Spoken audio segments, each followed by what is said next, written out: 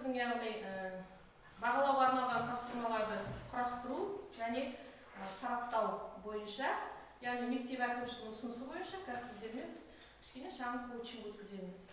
Қош келдіңіздер. Енді мен сіздерді сұраймын, орындарыңыздан тұрып, мына жұлдызшалардан. Бұл жұлдызшалар жай емес, таңдап алыңыздар, қандай түс ұнайды сіздерге. Тұрамыз орыннан.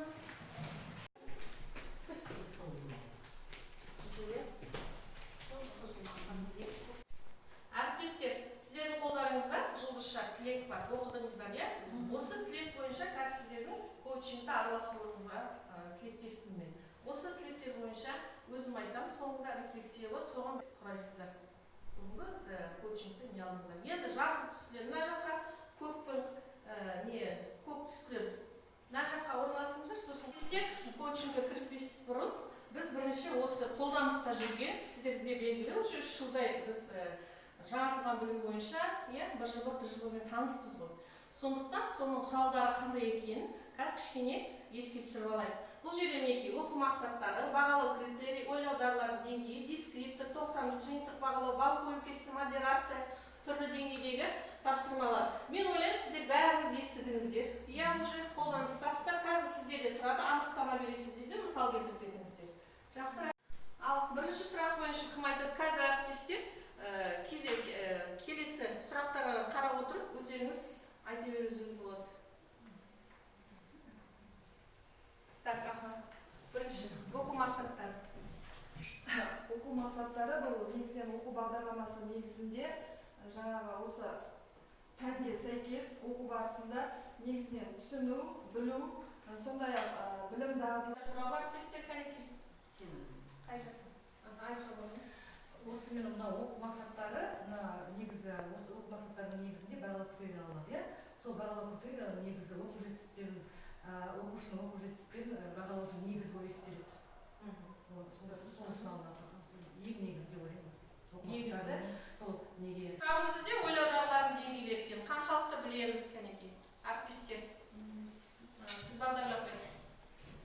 Әрбір деңгейлі ойлау дағдыларын мысалы үшін қалыптастыру үшін, оны анықтау үшін оқу мақсаттарымен байланыстыратын соған бағытталған жүйе. Әрине, сіздер тапсырма дайындағанда дескрипторды қоса дайындайсыздар. Осы дескриптор туралы не біледі екенбіздер? Тапсырмаларды орындау кезінде нақты қадамдарды көрсететін сипаттама. Мұнда біз оқушының әрбір жауабы нақты болу керек осы дескрипторда. Соған қарап біз оқушыларды бағалаймыз. Жаңағы жоғарғы деңгей, орта деңгей, төменгі деңгейде бала нақты орындады ма осы тапсырмаларды. Соған қарай балаларды 90-лық жиынтық бағалау спецификациясы. Енді 90-лыққа келдік. 90-лық жиынтық бағалаудың спецификациясы дегенімізде біз оның құрылымы мен мазмұнын дұрыстап құрастыруымыз керек. Оқу бағдарламасына сай құрылу керек, біз соның талаптарына сай болу керек.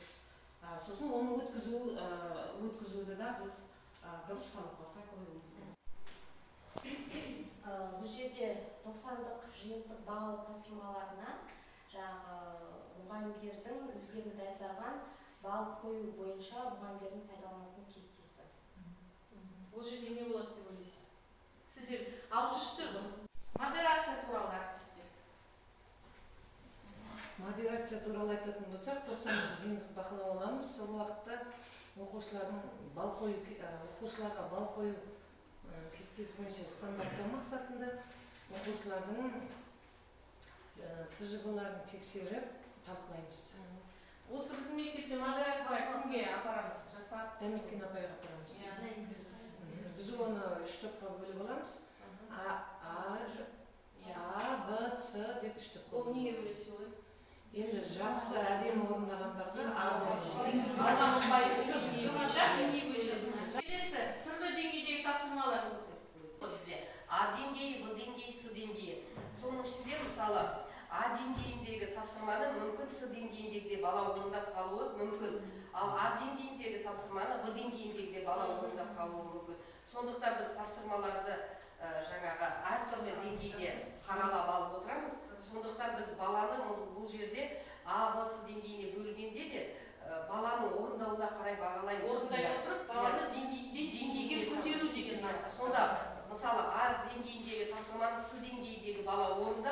деңгейіне де көтерілуі мүмкін. А деңгейіндегі тапсырманы Б деңгейіндегі бала орындауы мүмкін. Сондықтан бұл жерде біз балаларды бөлмей, керісінше біз балаларды ең жоғарғы төменгі балдан жоғарыға көтерілу негізін мақсатында. Келсіз, енді негізгі әріптестер біз білеміз, бағалау негізі екі бөлімнен тұрады, яғни жиынтық бағалау бізде ол бөлім бойынша бағалау және 90-ық санжал бағалау. Өздеріңіз бағалау құралдарын құрастыру бөлім бойынша жиынтық бағалауға қазір алгоритм құрамыз. Алгоритм құру үшін мен сіздерге аздаған болса да көмек көрсетейін. Алдарыңызда флипчарт жатыр. Қазір сол флипчартқа түсіресіздер. Енді бірінші мынаны қарап алайық. Қараңыздар, танысып алайық. Пәндер бойынша күтілетін нәтижелер қайдан алынады? Оқу мақсаттары. Білеміз, бағдарлама, ұзақ мерзімді жоспар. Одан кейін оның ішінде біз қараймыз, ойлау дағдыларын деңгейінше бағалау критерийлерін, білу және түсіну қолдану, жаңа сіздер айттыңыздар осы деңгейлерде, осы 3 деңгейді қамтылады. Одан кейін соны қарап, зерделеп болғаннан кейін тапсырма құрастыруға кірісеміз. Ақпаратты түсіндіру және еске түсіру, анықтама беру, атап шығу, тану, қайта тұжырымдау, пікір білдіру деген сияқтылар міне бірінші сұрақтар, тапсырмадан бірінші сұрақтарымыз осындай болса. Екінші білімдік мәліметтер пайдалану, көрсету, есептеу, интерпретациялау деген сияқты осы нәрселерге бағытталған тапсырма құрастырсаңыздар, ашық сұрақтарға жауап беру және мәселені шешу, білімді кіріктіру және стандарт емес шешімін табу, сын методы ойлауды, аргументті оқып сіздер, пікірді тұжырымдау. Міне осындай тапсырмаларды жүйелі түрде бірінен соң бірін құрастырған кезде баланы сіз жаңа оңайдан күрделіге қарай итермелеп отырасыздар. Сіздер құрастырасыздар уже басында. Неге осы нені сақтайсыздар. Одан кейін жақсы, осы тапсырмаларыңызды қарап отырып дескриптор құру керек. Дескриптор тек қана бөлім бойынша жиынтық бағалауда болатын білесіздер. Дескриптор 90-ық жиынтық бағалауда болмайды. Жақсы, біз сол 90-ық жиынтық бағалауға дейін әрбір бөлімді аяқтап, баланың білімін жинап, не істейміз? Дескриптор арқылы үйретіп, 90-ық жиынтық бағалау, бала өзі жасай алатындай деңгейге жеткізуіміз қажет. Ол жерде ешқандай не болмайды, білесіздер, Дескрипторлар туралы неге білесіздер? Нақты әрбір дескриптор сіздің әрбір қадамыңыз бірақ ұпаймен бағалану керек. 6-7 деген болмайды. Сіз тапсырма құрар кезде соны ойластыру керек. Мен тапсырма құрмай тұрып, мен дескрипторды қалай құрамын? Көбісі тапсырма құрып алады бұрынғы әдет бойынша. Енді дескриптор құрайынса құрамай тұр. Не мәлімет көп болады, не сұрайтын жауап көп болады. Не шашыраңқы болады. Осы жағдайда ескеру керек. Біріншіден. Одан кейін оқу жетістік деңгей көрсетілген рубрикалар жоғары орта төмен. Бұл ата-аналармен байланыс ретінде оны білесіздер. Сіз берген тапсырмалар 3 тапсырма берді, сол 3 тапсырма бойынша шығарасыздар. Әрбір тапсырмадан. Балл қою кестесі енді бізде бұл 90 жиынтық бағалауда келеді. Кері байланыс электронды журнал бағалар, оны білесіздер. Біз бағалау критерийі. Мына жаққа қараңыз. Мен айтам ғой, бағалау критерийі. Бағалау критерийі.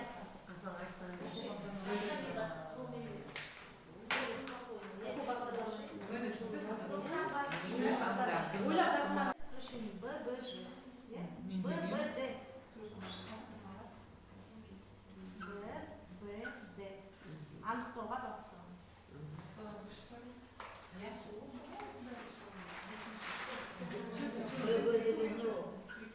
Білім және дағдыларды анықтауға бағытталған. Все, дальше алгоритм. Енді анықтайтын құжаттар. Негізгі болса бұлда. Я поняла. Мақсаттан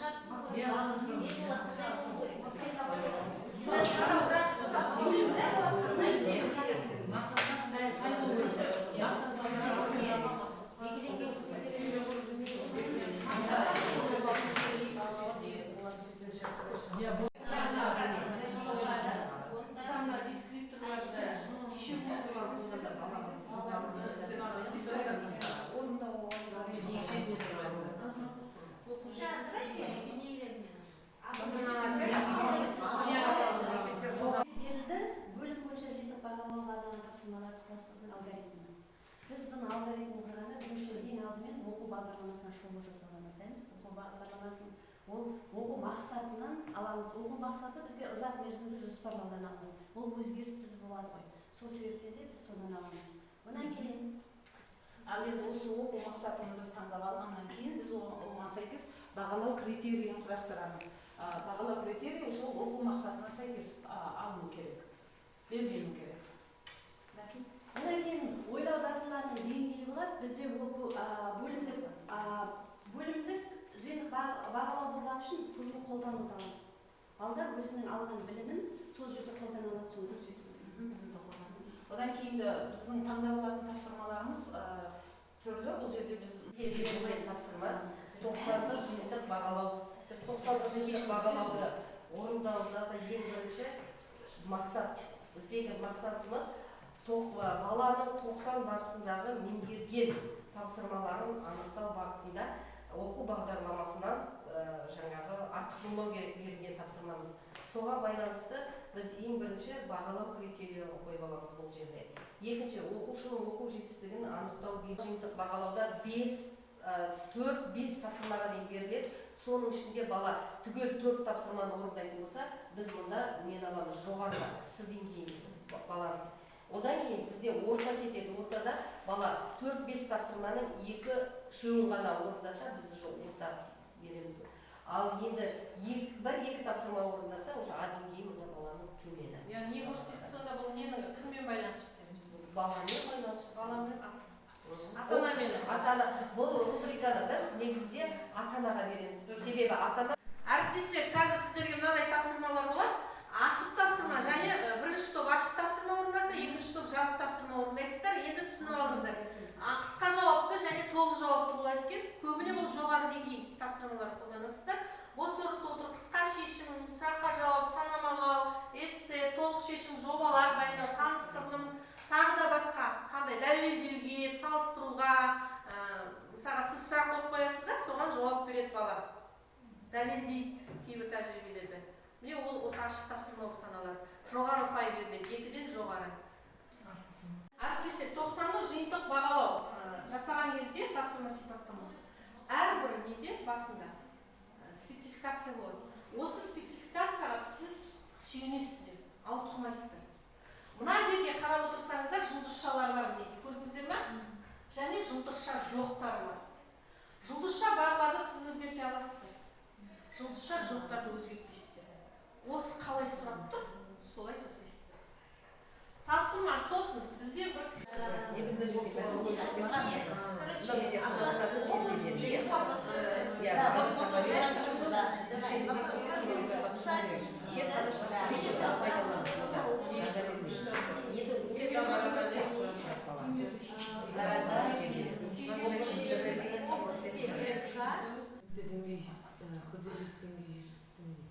жеткілікті бар бедерін алған анықтама бер деген қарастыр деген.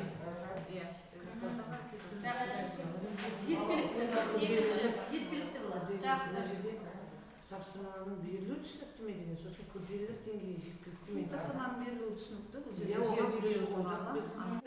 Біздің тобымызға математиктар жас ерекшелігін, пәндердің жас ерекшелігіне сәйкес келмейді. Бірақ біз сонда да болса бағалау тарағына қарап, бұл кісілердің жұмысын тексеріп көрдік. Енді бұл жерде ашық тапсырма берілген, мына жерде берілген чек-листта бұда оқу мақсаты, код, бағалау критерийі, ойлау дағдысы көрсетілмеген. Солай ма? Сондықтан оны алған жоқсыз. Жаттанды нәрсені мысалы жазу керек еді, ойлау мақсатының барлығын. Енді тапсырманың берілуін түсініп беретіндей тұстары жоқ па дейді. Бұған сәйкес келеді. Бұның ауыспалы турамалары өйткені теңдеуді берілген бір теңдеудің несі жүйесі берілді. Ары қарай сурет диаграмма сызба ол сіздерде өздеріңізге қате емес, дұрыс грамматикалық. Сосын уақыт жеткіліктілме дейді. Уақыт көрсетілмеген солай ма? Мына жерде сіздер есептеп, мына жерде 2 минут немесе 3 минут деп уақытын рационалды уақытын көрсету керек еді. Сосын ашық тапсырма түсініктіңіз, қысқа жауапты ашық тапсырма тоже белгіленбеген қ.ж деген жерде нұсқаулықтар жоқ. Ары қарай егер де тағы да оны толық жауапты ашық тапсырмаға түсінгендеріңізді көрсетулеріңіз келсе, мына теңдеудің басқа да жолдарын шешу мүмкіндігін көрсетулеріңіз қажет еді. Солай ма? Сондай жасау керек еді. Сондықтан біз бұны бағалау критерийінің бұл жаңағы 5 несін ғана чек-листтің 5 түрі 5-ке дейін ғана не істеліп тұр. сәйкес келіп тұр, қамтылып сәйкес келіп тұр. Ал қалғанына әлі де ойлануды. Мына жерде енді 3-4 тапсырма бар. Бұл балаларға арналған. Мұнда қысқа әріптестер бүгінгі мінекей коучингіміз аяқтауға жақын қалды. Енді кері байланыс алу керек рефлексия. Бүгін сабақта сіздер не алып кеттіңіздер? Не өзім шарт қойғандай, не қиын болды, не үйрендіңіз, не өзгертедіңіз. Осыны басында сағатында сіздерге жұлдызшалар таратқан болатын сәттіңіз. Сол сәттілікпен байланыстырып отырып, бізге айтып берсеңіздер. Мен мына жерде өзіңізді көрсетіңіз дегенде, мен не үйрендіңізді алғым келіп тұр. Себебі мен мұнда жиынтық бағалау мен 90-дық жиынтық бағалауды қалай істеу керек екенін, және қалай бағалау керек екенін, оқу мақсатына сүйеніп істейтінімді, және тапсырмалардың оңай, қиын тапсырмалар бар екенін, бәрі түгелмен осы да не үйреніңізде бүгін мен үйреніп кетіп барады. Сонда өзімнің құрған жаңағы жиынтық бағалауында менің жіберген қателіктерімді мен осы бүгінгі коучингта үйреніп барамын. Рахмет, апай. Жақсы. Бүгін маған өзіңізді көрсетіңіз деген жұлдызша берілді. Осыған сәйкес мен өзімді көрсете алдым тапсырма құрастыру кезінде, яғни ашық тапсырмалар және жабық тапсырмалар. Жабық тапсырмаларды қалай құрастыру екенін мен үйрендім, көрсеттім өзімді. Бірақ маған не қиын болды? Қиын болды дескриптор құрастыру. Осы жабық тапсырмаға. Жақсы, рахмет. Болашақта Бүгін маған мына жұлдызша берілді, өзімді көрсетіңіз деген. Бұнда мен өзімді бүгінгі коучингте мен өзімді көрсеттім дей аламын. Себебі бөлімдік жиындар бағалаулар бойынша алгоритм құруда мен өзімді көрсеттім деп ойлаймын. жақсы, Енді маған рахмет. қиын болғаны бұл жерде жаңағы ашық және жабық тапсырмаларды орындауда сол тапсырмаларға уақыт бөлу, тапсырмаға сәйкес уақыт бөлу маған қиын болды. Орындау, бала орындауға қанша уақыт жібереді жинадым деген. деп сол жерден қиналдым. Сондықтан сол тапсырманы өзіңіз орындап қойыңыз. Сол тапсырманы өзім орындап, енді өзімді көрсетуге әрекет